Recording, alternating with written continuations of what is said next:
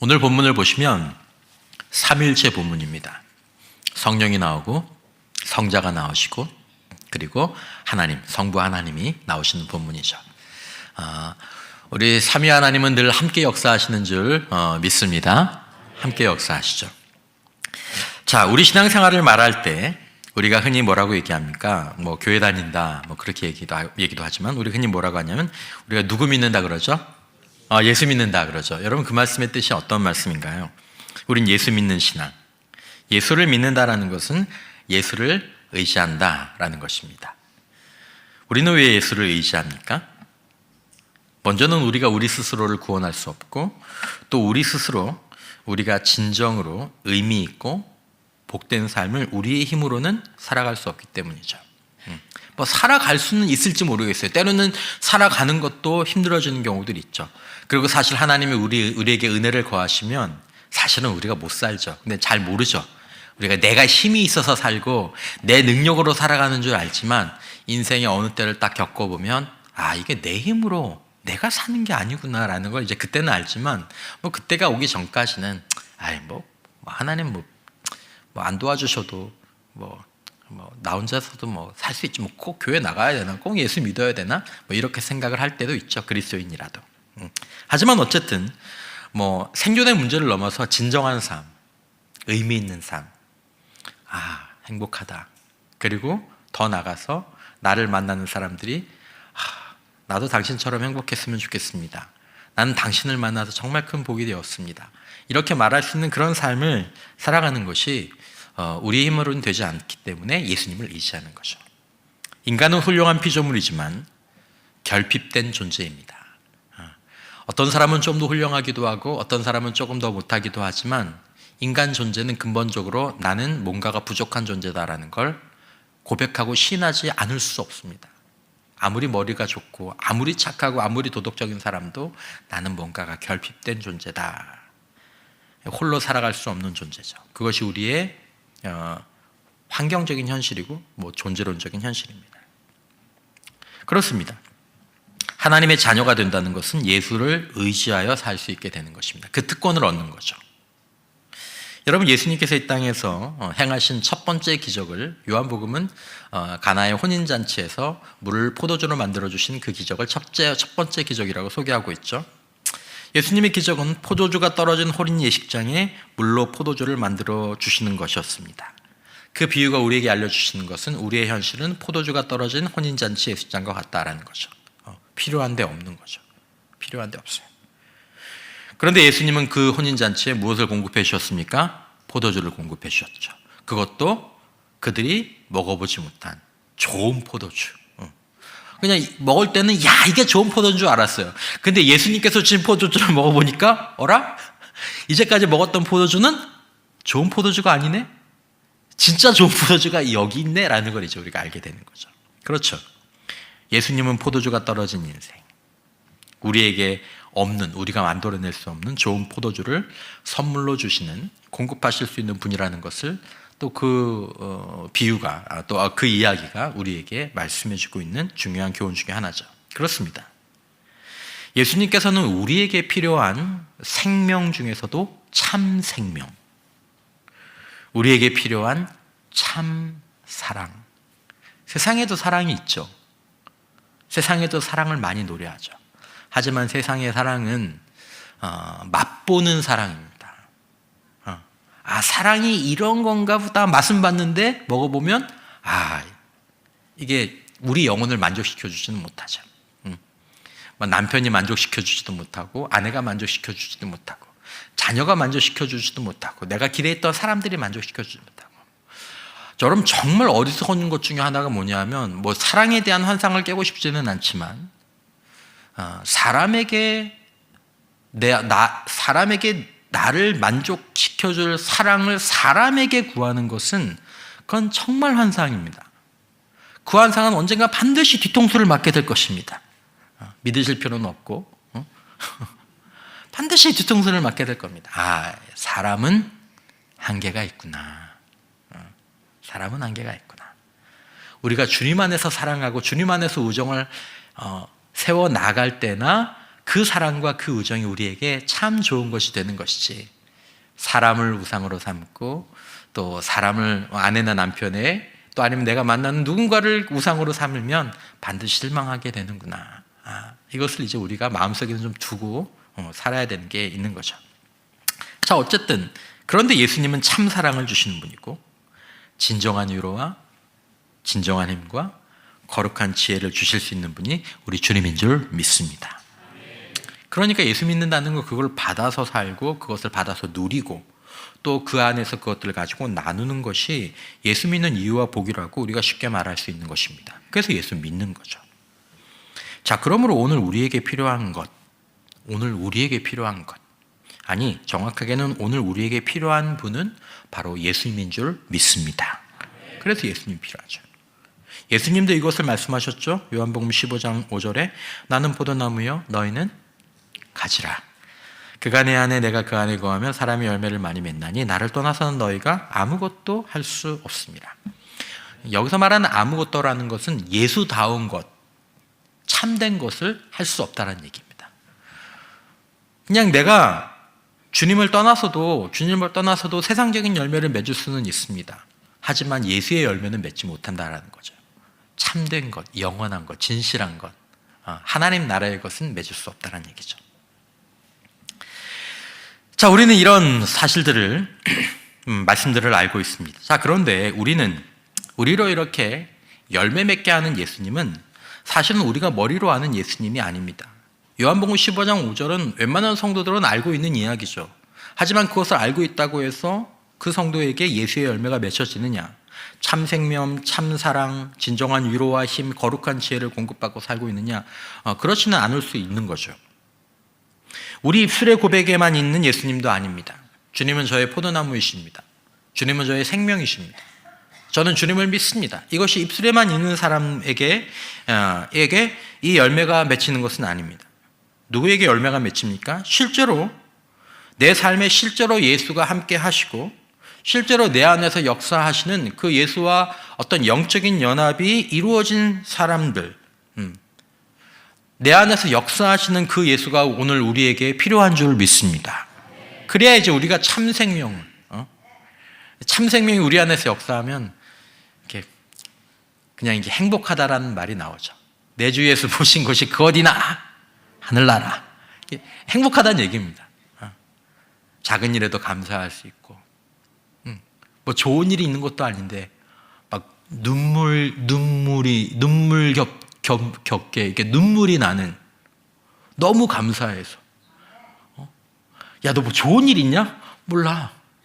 너무 막 뭔가 폭 차오르네. 뭐 좋은 일 있냐? 아니 모르겠어. 그냥 내가 지금 이 시간 내가 여기 있다라는 게 막 속에서 막 이런 것들이 좀 있는 거죠. 내 안에서 실제로 함께 하시고 역사하시는 그 예수가 우리가 믿어야 될 예수고, 또 그렇게 예수가 우리 안에서 역사하실 때 우리가 예수 믿는 의미가, 우리가 의지하는 예수의 힘이 우리의 삶에서 나타나는 것입니다.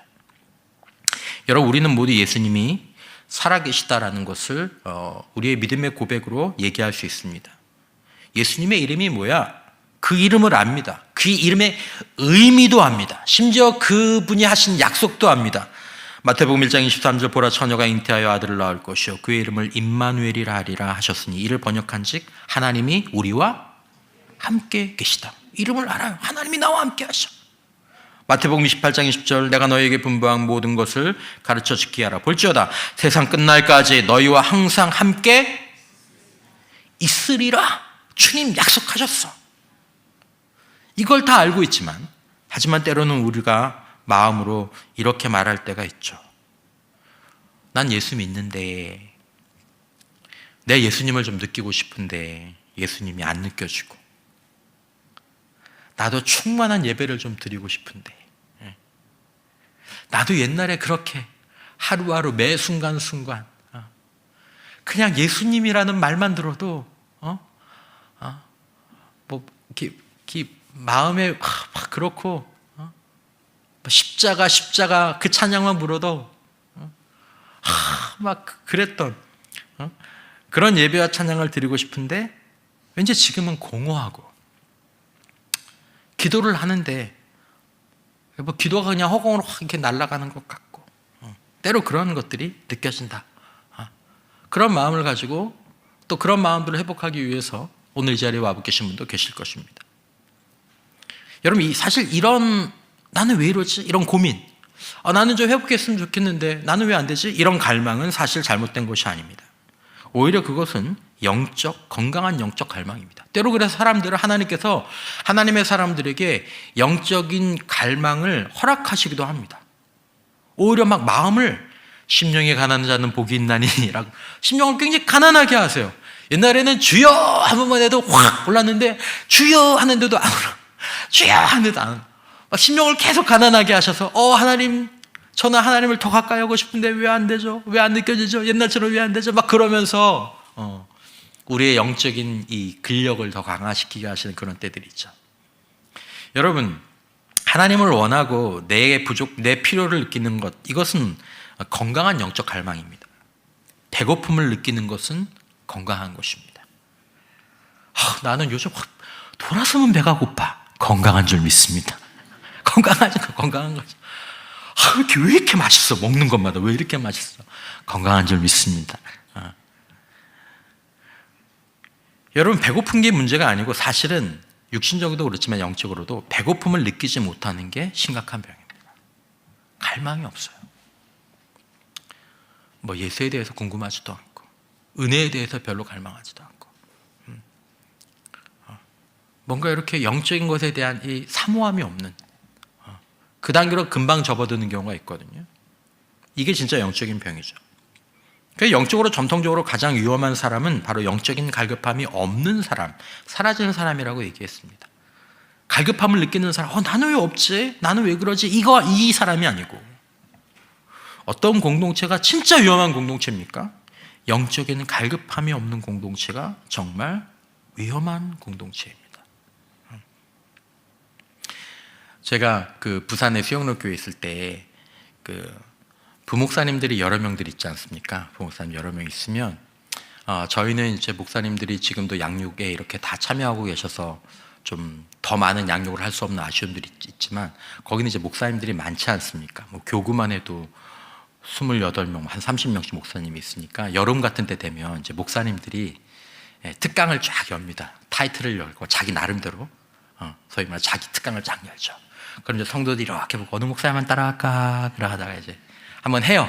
하고 나면 그 딱 특강이 끝나고 나면 성도들 사이에 소문이 쫙 돌아. 야, 어느 목사님 특강이 진짜 은혜가 되더라.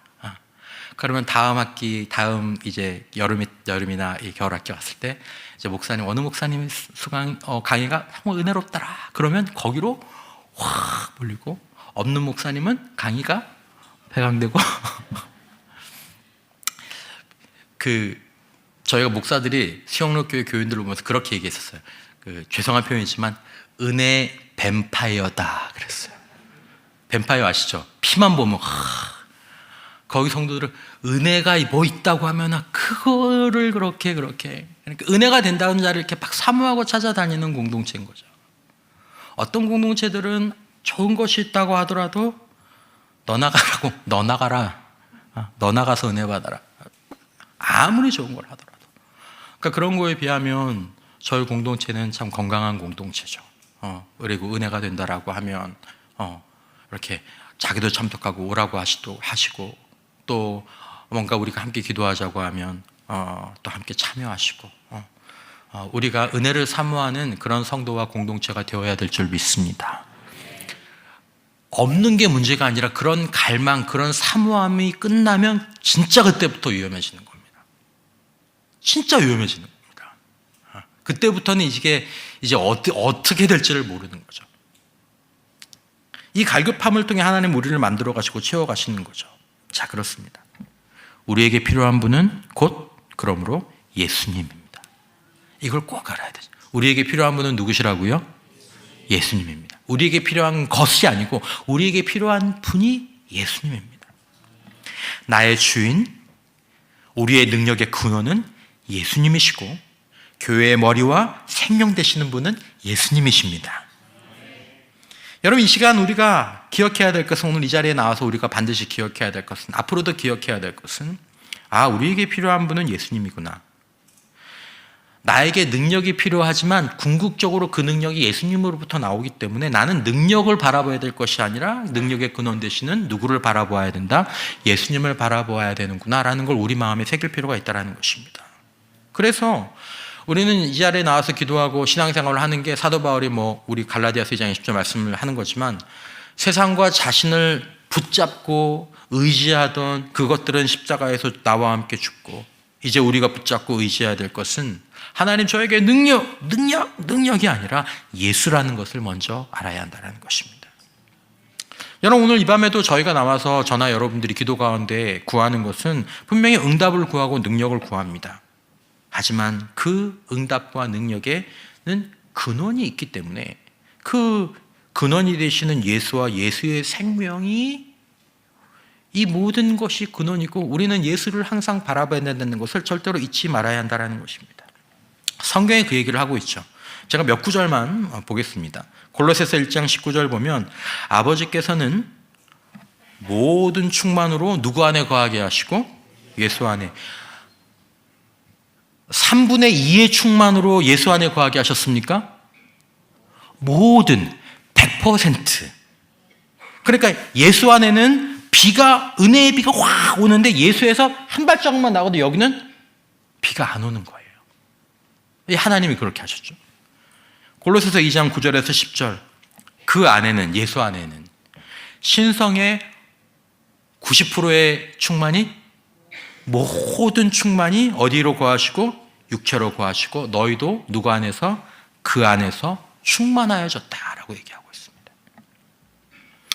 여러분, 요한복음 1장 14절에서 14절과 16절 말씀, 오늘 1장 14절 16절 보면, 말씀이 육신이 되어 우리 가운데 거하시며 우리가 그의 영광을 보니 아버지의 독생자의 영광이요 은혜와 진리가 충만하다. 16절 보면 우리가 다 그의 뭐한 데서? 충만한 데서 뭐 한다고요? 받는 거예요. 우리는 만들어내는 사람이 아니에요. 받아서 그걸 가지고 열매처럼 흘려보내는 거죠.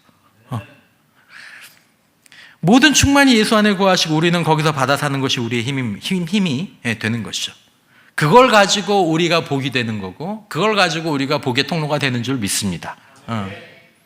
이 원리를 꼭 알아야 되는 거죠. 이것을 분명히 하고 오늘 우리는 다음에 질문을 하는 것입니다. 그런데 예수님은 오늘 본문 가운데에서 이렇게 우리의 능력과 우리의 생명의 근원이 되시는데 우리에게 어떻게 오시느냐? 그런 예수님이 우리가 어떻게 오시고 우리가 그런 예수님으로부터 어떻게 받느냐? 정답이 분명하죠. 한번 따라서 해주시기 바랍니다. 예수님은 성령을 통해 오십니다. 누구를 통해 오신다고요? 성령을 통해 오십니다. 예수님이 오늘 본문 가운데 아주 묘한 말씀을 하십니다. 우리 초등학교 학생들은 이 말이 무슨 말인지 잘 이해하지 못할 수도 있어요. 16절 보면, 자, 조금 있으면 너희가 나를 뭐하지 못하겠고 또 조금 있으면 나를 무슨 말이야 이게? 조금 있으면 너희가 나를 보지 못하겠고, 이게 예수님 승천하신다는 얘기죠. 근데 또 조금 있으면 나를 보리라. 이게 무슨 말이죠? 조금 있으면 나를 보지 못한다는 말은 예수님의 승천을 말씀하시는 것이고, 조금 있으면 승천하신 예수님을 본다는 것은 성령 안에서 예수님의 오심을 말씀하는 것인 줄 믿습니다. 그 얘기를 하시는 겁니다. 그리고 예수님이 성령에 대해서 오늘 본문 가운데 뭐라고 말씀하십니까? 14절 다 함께 읽겠습니다. 시작. 그가 내 영광을 나타내리니 내 것을 가지고 너희에게 알리시겠습니다. 자, 성령께서 무엇을 나타내신다고요? 내 영광을 나타내리니. 여러분, 성경에서 하나님의 영광을 나타낸다라는 말은 우리 하나님이 하셨습니다, 이렇게 하나님께 영광을 돌립니다, 이게 영광을 나타낸다는 말이 아니고, 성경에서 말하는 영광을 나타낸다라는 말은 그분의 존재를 드러내면 그게 영광이 나타나는 것입니다. 왜냐하면 거룩하신 하나님은 그 자체로 영광스러운 존재이시기 때문에 그분이 나타나시면 뭐가 나타나는 거예요? 영광이 나타나는 거죠. 근데 그 그러니까 영광을 나타내는 그분을 나타내신다라는 얘기예요. 누가 그분을 나타내세요? 성령께서 그분을 나타내시고, 예수의 것을 가지고 누구에게 알려주신다고요? 우리에게 알려주신다라는. 누가요? 성령께서. 예수님이 그 말씀하셨어요.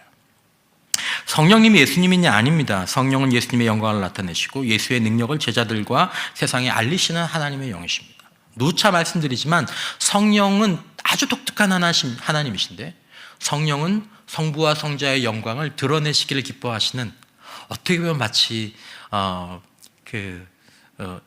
요즘의 아내의 이미지나 옛날의 아내의 이미지에서 이렇게 남편과 자녀들을 이렇게 돋보이게 하고 자기는 살짝 뒤로 숨는 그런 형태의 어떤 아내상, 어머니상, 그런 느낌의 성령이에요. 그래서 한두 번 설교 때 말씀드린 것처럼 이 부분들을 발견한 신학자들이 성령님은 샤이하신, 약간 부끄러움이 있으신 하나님이다라는 재미있는 표현을 쓰기도 했어요. 그렇습니다. 성령이 역사하시는 목적은 예수를 위한 것입니다. 성령님의 사역은 자기 자신을 드러내는 것이 아니고 예수님의 영광을 드러내는 것이 성령이 하시는 일입니다.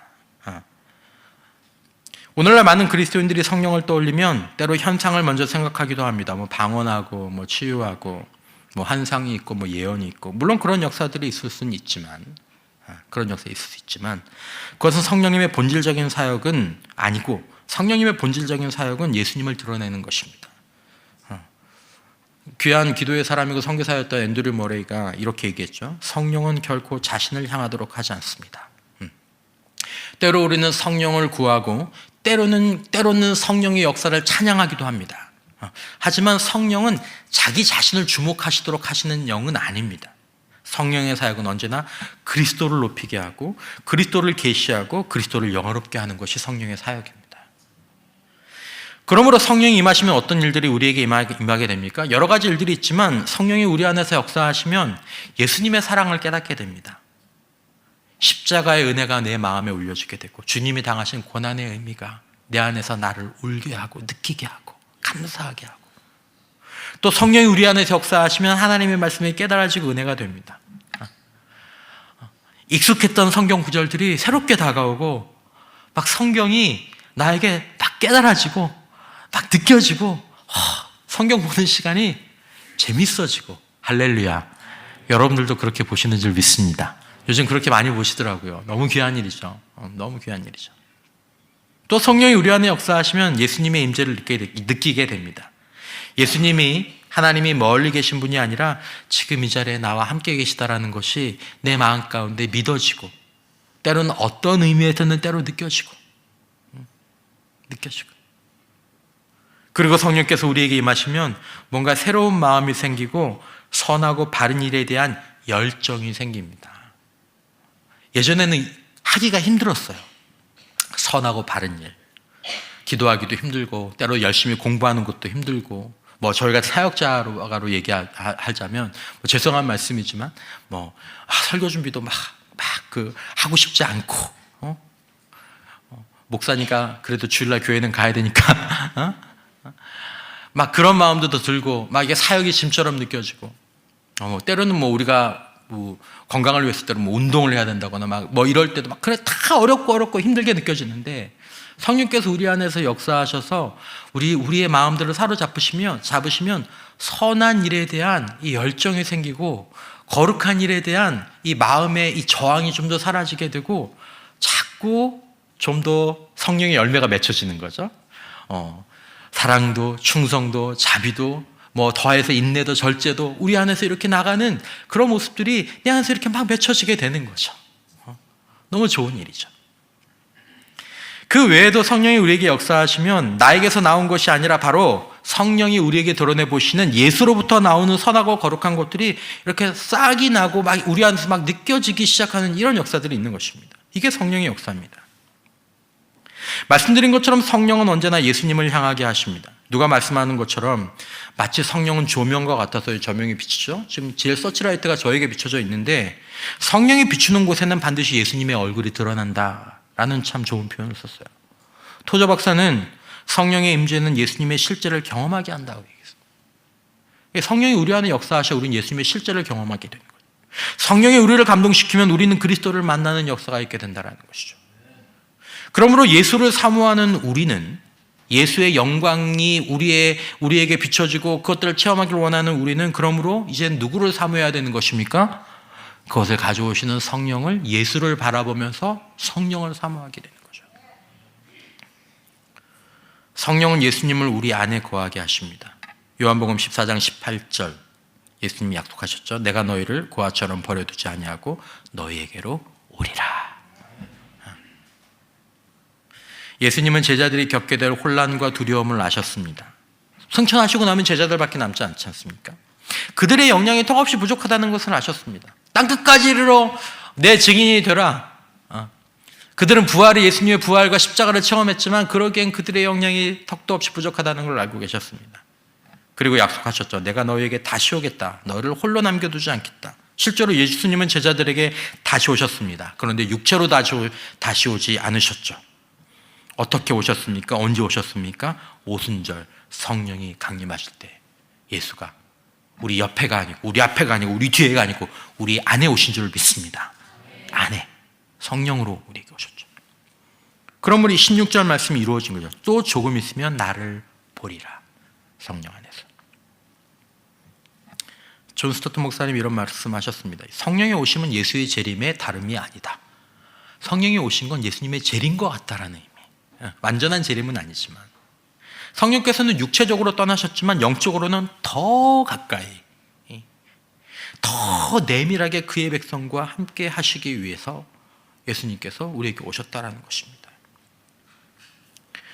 여러분, 요한복음 14장 16절에서 20절 말씀을 좀 부분적으로 제가 보도록 하겠습니다. 예수님이 말씀하십니다. 내가 아버지께 구하겠으니 그가 또 다른 보혜사를 너희에게 주사 영원토록 너희와 함께 있게 하리니 그는 진리의 영이라. 세상은 능히 그를 받지 못하나니 이는 그를 보지도 못하고 알지도 못함이라. 그러나 너희는 그를 아나니 그는 너희와 함께 거하시며 너희 속에 계시겠습니다. 그러면서 뭐라죠? 내가 너희를 고아와 같이 버려두지 아니하고 너희에게로 오리라. 조금 있으면 세상은 다시 나를 보지 못할 것이로되 너희는 나를 보리니. 육신적으로는 세상이 못 보죠. 예수님이 어디 있어? 하지만 너희는 나를, 왜냐하면 내가 영으로 너희 안에 거하기 때문에 보리니 이는 내가 살아있고 너희도 살아있겠습니다. 그날에는 내가 아버지 안에 너희가 내 안에, 내가 너희 안에 있는 것을 너희가 알리라. 어느 날? 성령이 오시는 날. 그날은 내가 아버지 안에, 너희가 내 안에, 내가 너희 안에 있는 삼위일체 하나님이 성령 안에서 우리와 함께 거하시는 것들이 역사가 일어나게 되는 거예요. 그날에. 예수님은 분명히 약속하셨습니다. 보혜사 성령이 오시면 나도 너희 안에 거하겠다. 아버지도 너희 안에 거하시고 나도 너희 안에 거하겠다. 예수님은 성령을 통해 우리 안에 오십니다. 성령이 그러므로 우리 안에 임하시면 우리는 예수님의 따뜻한 품에 안긴 것 같은 그런 평안을 경험하게 되죠. 하나님의 이 안아주심을 그때 경험하는 겁니다. 성령이 우리 안에 임하실 때, 이게 하나님의 위로구나. 이게 하나님의 함께 하심이구나. 내가 지금 예수를 내 안에 모신 게 이런 느낌이구나. 이런 것들. 지식으로 되는 게 아닙니다. 설명해서 납득시키는 게 아닙니다. 이건 성령으로만 가능한 영적인 체험입니다. 너희는 나를 보리니. 뭐 보여줄 수가 없어요. 설명해 줄 수가 없어요. 그러므로 예수 없이 살 수 없는 사람들은, 예수 없이 살 수 없는 그 교회는, 그러므로 이렇게 예수의 영광을 나타내며 체험하게 하시는 성령을 기대를 넘어서 고대하게 됩니다. 성령이 나에게 충만하게 역사하셨으면 좋겠다. 그래서 예수가 내 안에 더 충만하게, 더 풍성하게, 더 온전하게 거하셨으면 좋겠다. 그래야 하는 거죠. 그러므로 우리에게는 이런 명령이 주어지는 것입니다. 성령을 기대하고, 그걸 넘어서 고대해라. 성령이 임하기 전까지는 아무리 좋은 일, 아무리 거룩한 일이라고 하더라도 조심해라. 그래서 우리는 예수를 구하지만 누구를 사모합니까? 성령을 사모하는 것입니다. 예수를 구하는데 성령을 사모하는 것입니다. 그럼 우리가 무엇을 하라고 합니까? 무엇을 하려고 합니까? 우리가 지난주에도 말씀드린 것처럼 누가복음 11장 13절에 예수님은 약속하셨습니다. 너희가 악할지라도 좋은 것을 자식에게 줄 줄 알거든 하물며 너희 하늘 아버지께서 구하는 자에게 성령을 주시지 않겠느냐. 하나님, 저 하나님의 자녀인데 하나님과 동행하고 싶어요. 저 예수로 사는 인생 되고 싶어요. 예수 안에서 내가 회복되고 그 다음에 예수께서 주신 능력으로 예수의 증인이 되는 삶, 하나님 나라를 누리고 하나님 나라를 나누는 삶, 그런 삶을 살고 싶어요. 제 힘으로 안 되는 거 아시잖아요. 내 안에 주님이 계셔야 되잖아요. 성령이 그래서 내게 필요하잖아요. 아버지, 저에게 성령을 주세요. 충만하게 해주세요. 주시지 않겠느냐? 오늘 이 밤에도 우리가 주님을 바라보며 저는 주님으로 살고 싶습니다. 성령님 저에게 역사해 주십시오라고 구할 때 오늘 우리에게 크고 작은 성령님의 임재가 오늘 우리에게 일용할 양식처럼 주어지게 될 줄 믿습니다. 어떤 날에는 계기가 되는 것처럼 강력한 우리 인생의 어떤 그런 계기들도 있겠지만 주님은 우리에게 이 하루에 필요한 은혜, 한 주의 삶 가운데서 또 우리가 살아갈 그 은혜들을 분명히 구하는 자에게 주신다는 것입니다. 예수님은 성령으로 우리 가운데 오시고 성령은 예수님을 실제로 우리 안에 거하게 하십니다. 자, 사도적 공동체는 이런 의미에서 어떻게 살았는지를 우리가 볼 수 있게 되죠. 자, 여러분, 사도적 공동체는 성령의 공동체였습니다. 성령으로 탄생한 공동체였죠. 자, 그들은 분명히 성령을 소유했습니다. 그런데 그들이 성령을 소유함으로 사역을 했느냐? 아닙니다. 사도적 공동체가 언제 사역을 했고 사도적 공동체에서 누가 예수의 사역을 하게 되었는지를 성경을 보면 금방 알 수 있게 됩니다. 구절이 너무 많아서 제가 몇 구절만 말씀을 드리겠습니다. 사도행전 4장 8절을 보면 이에 베드로가 무엇이 충만하여? 성령이 충만하여. 여러분, 본문이 이렇게 얘기하고 있지 않은 것을 주목하십시오. 베드로가 성령이 있어서 이르되 이렇게 얘기하지 않았어요. 성령이 충만하여 이르되. 사도행전 4장 31절, 이건 오순절이 아닙니다. 빌기를 다음에 모인 곳이 진동하더니 무리가 다 성령이 뭐하여? 충만하여 담대하게 하나님의 말씀을 전하니라. 여러분, 여기 보면 무리가 다 성령이 있어서 담대히 하나님의 말씀을 전하니라 그렇게 나와 있지 않죠?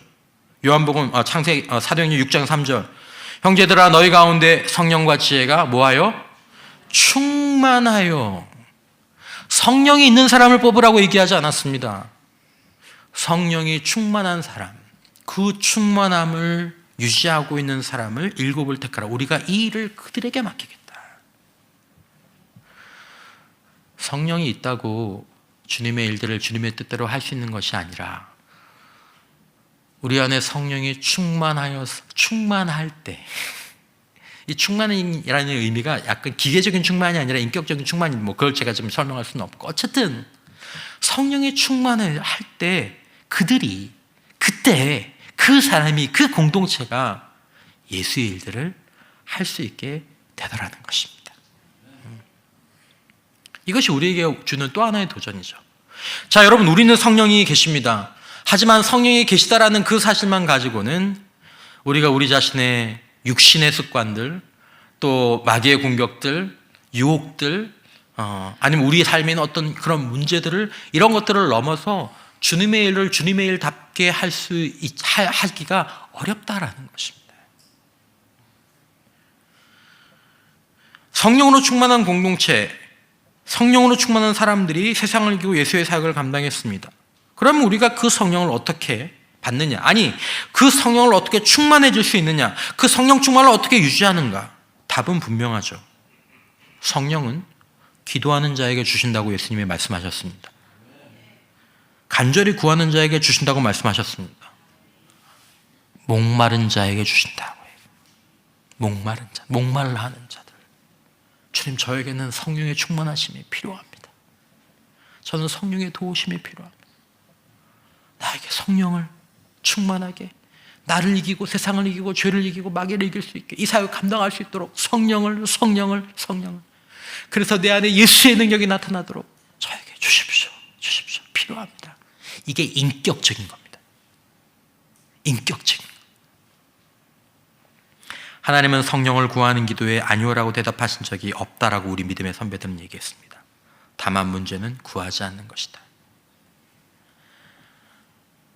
여러분, 오늘 하루를 시작하실 때 나에게 성령의 충만함이 필요합니다.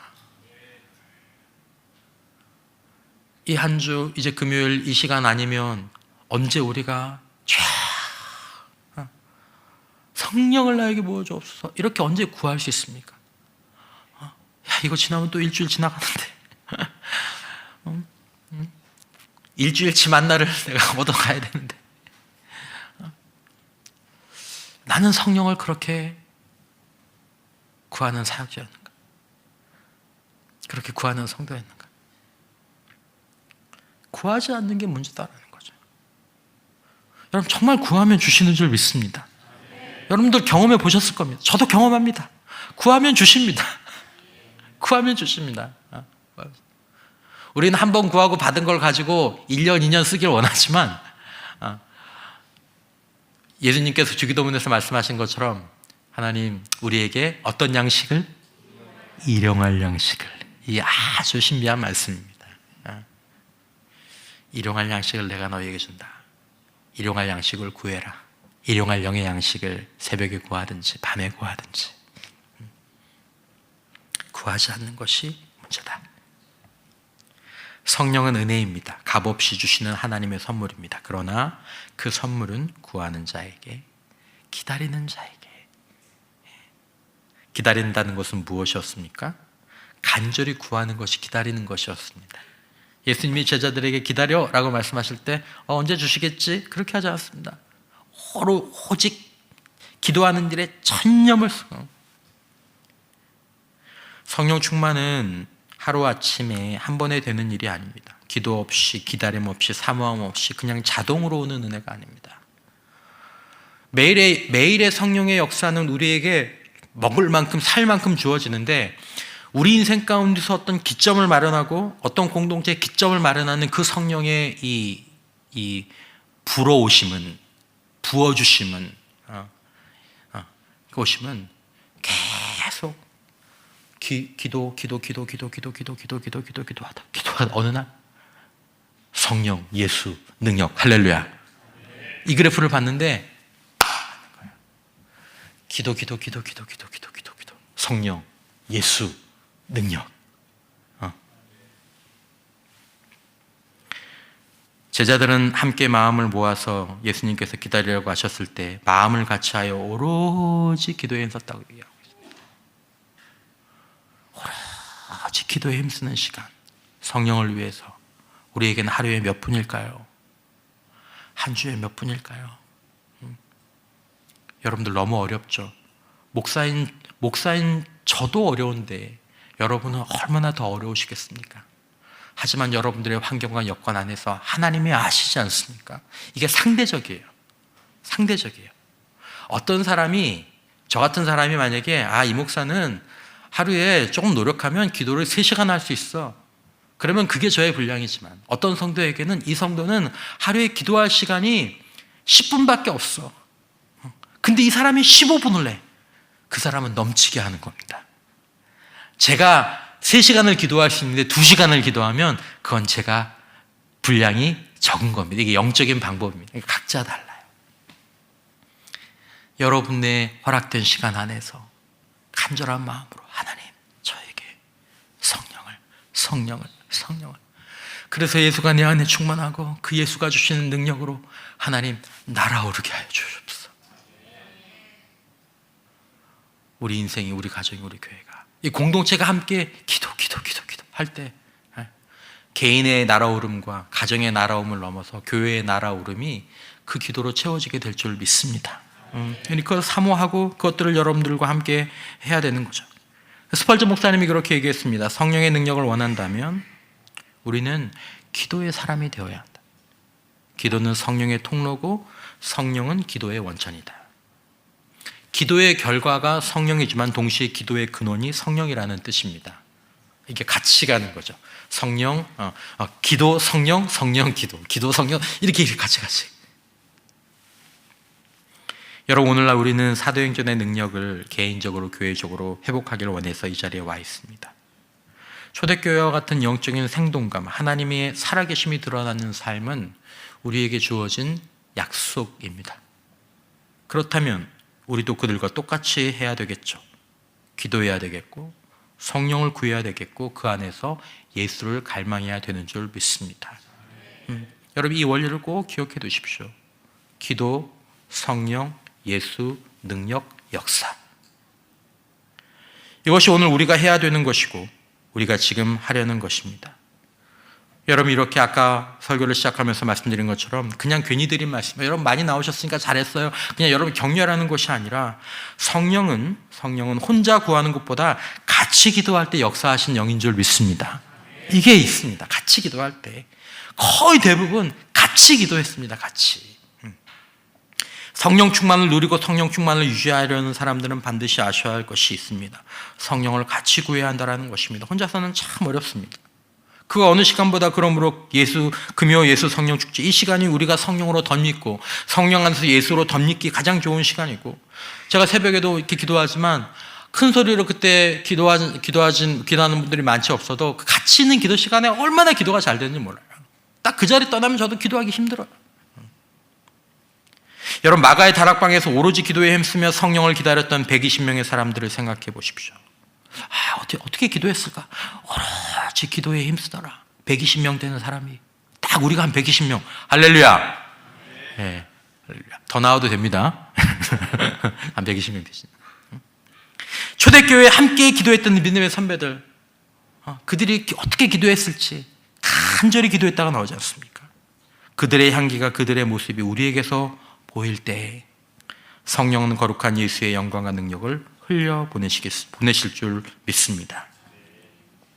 우리 오늘 간단하지만 성경의 중요한 진리를 살펴보았습니다. 우리에게 필요한 예수님은 성령으로 오시고, 성령은 예수님을 드러내시며, 그 성령은 기도하는 자, 기도하는 공동체에 반드시 주신다라는 것입니다. 우리가 놓친 고리는 무엇일까요? 어떤 분은 성령을 구하면서 예수를 놓친 분도 계실 수 있습니다. 어떤 분은 성령을 구하면서 기도를 놓친 분이 계실 수도 있습니다. 오늘 우리에게 가장 중요한 일, 우리 인생에서 가장 본질적인 일, 주님 오실 때까지 멈춰서 안 되는 일은 예수를 바라보며 성령을 구하는 것입니다. 가장 먼저 해야 되고 항상 해야 되는 것. 그분이 오시면 우리 마음에 빛이 비춰지고, 무너진 심령에 생기가 회복되고, 포기했던 가정이 회복의 역사가 일어나고, 말라버린 예배가 불이 붙고, 무기력한 사명자에게 다시 한번 그 소명이 불붙는 역사가 회복되게 됩니다. 이게 주님의 영적 처방입니다. 내가 너희를 고아처럼 버려두지 아니하고 너희에게로 오리라. 구하는 자에게 성령을 주시지 않겠느냐. 이 약속을 믿고 오늘 이 시간 우리 함께 주님 앞에 엎드리는 시간 되길 바랍니다. 형식적인 기도 말고, 감정이 오가는 길 말고, 오늘 우리가 잡은 이 진리와 약속 안에서 진짜 내가 예수를 원하는 기도, 그래서 성령의 충만함을 갈망하는 기도, 그 기도를 주님이 기다리고 계시는 줄 믿습니다.